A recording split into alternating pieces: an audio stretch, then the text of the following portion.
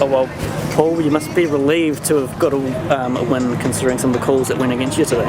Yeah, delighted with the performance. I thought we played some really good football, played some great 1 and 2 touch stuff around the edge of their box, scored a good goal, probably had a good one disallowed, and we were flying, and I was just about to put Alyssa on and really go for the jugular, and then we got the red card, and then we had to sort of show how we can defend and how we can be strong and resolute and fight, and we showed so much spirit. So it was, in a way, it was like the all-round performance. It was just a perfect performance from like on the ball and without the ball. So I was really pleased. We deserved to win. Can you make any sense of the red card and penalty? Nope. Sort of talked after the Brisbane game that I can see the replay. We saw the replay straight away. Look, I think when no players appeal for a free kick and 2,000 people all shout "what" at the top of their voice, tells you that it's a pretty suspect call. It's such a shame because like this league, like teams are beating each other. The entertainment's unbelievable. These girls are giving everything, and I'll probably get in trouble, but the refereeing is just not up to the level, and we're getting sucker punched with massive decisions every week that completely turn the game. It's just not good enough. But we just need to do better as a league. And why are we putting debut referees on in round 13, 14 of the season? I don't know. I see an amazing female referee refereeing a men's game last night, but we don't get her in our league. But these are all questions for the A-League to answer. For me, it's just really disappointing because the product's so good, and today it really affected the game. And we had to basically hang on for 25 minutes when we were really attacking and going forward. It was a shame. Will you appeal the red?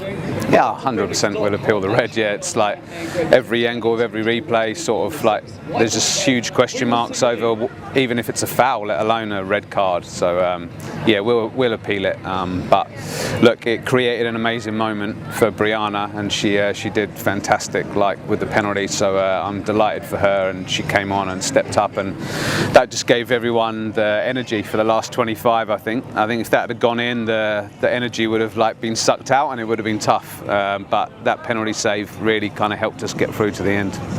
There's obvious elation at the final whistle among your players. It's clear this meant a lot after a pretty tough month. How have you assessed the way that they've handled a really difficult part of the season, the last 4 weeks, I mean? Yeah, I think overall, like when you go through a dip and you're in the pit a little bit, it's very hard to see out. And when you're going through that, you feel like everything's against you, and you feel like nothing's quite going right, and there's little things that maybe you could do better, and it's very difficult when you go through this kind of period. But all the way through, we've never stopped believing that we're a good team, and I actually think this is going to do us good in the long run because we've come out of this a better group, and we're more united, we're more unified. The team is so collective. There was an atmosphere today in this dressing room before the game like we are not going to lose this game. We are going to go out and win this game, and there was a steely determination. I think you saw it from start to finish in how we played. At the end, you could have easily kept your experienced players on to close out the game. Instead, you put 2 teenagers on for their debuts. Just interested to know your thought process behind that, because I think it's very courageous, but also a pretty special moment for those two.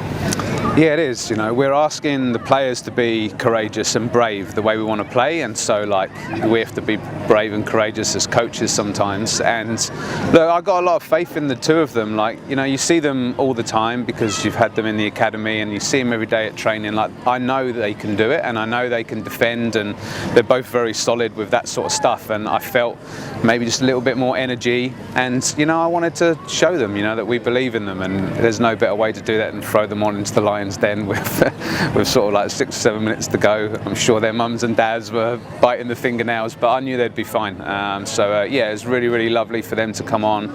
They're good mates, so at the same time too was awesome. Yeah, it just shows, you know, strength and depth, and we've got so many players out today, and we have like 2 teenagers making their debut. It's awesome, and we were still able to get a good result.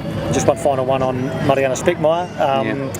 Obviously, goals are a huge confidence boost for any striker. They're not the only metric I know that you look at, but how nice to see her score not 1 but 2 today. Now she's the joint top scorer in club history with half a dozen goals.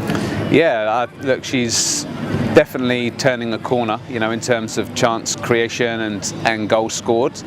She was getting the chances, as we know, before, but look, I think for her as well, you've got to understand, you know, she didn't really play in the NWSL, and it's hard. You come in as a visa player and all of a sudden all the expectations on you, and it takes a little bit of a time for a player to kind of get into their rhythm, you know, and we've only really kind of had like 10-12 games, and so I think we're really starting to see her now like kind of go from that first in the team and kind of finding her feet in the league and a new environment, and now she's feeling at home, she's feeling like she's got the support of the team, and I think you can kind of see it in the way that she plays now. And yeah, she's scored 3 in the last 2, and like she's just got to keep that going now, and you know, this is kind of a really exciting time for her and for the team. So look, I'm delighted for her because she's working so hard. She's a great girl, and she's been brilliant in kind of work ethic, and you can't fault any of those things. So it's nice that she can get the goals to like back it up.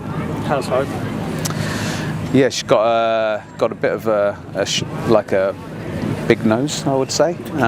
It's just swelling. There's just blood. No signs of concussion, so it's just a bit sore. I think she just took it straight on the nose, a little bit like what we saw with Hayley in Sydney. Pretty similar, really. Just bore the brunt of it, and it's pretty sore and tender, but I'm sure she'll be okay. Yeah. There wouldn't be a Phoenix game without an import getting a knock to the face. No, yeah, we're.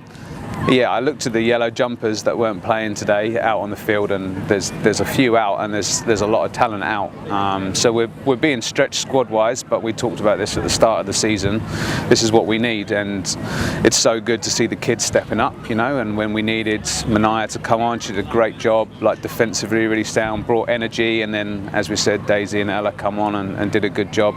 So yeah, it was really awesome to see the kids helping out and stepping up, and just shows what quality we've got.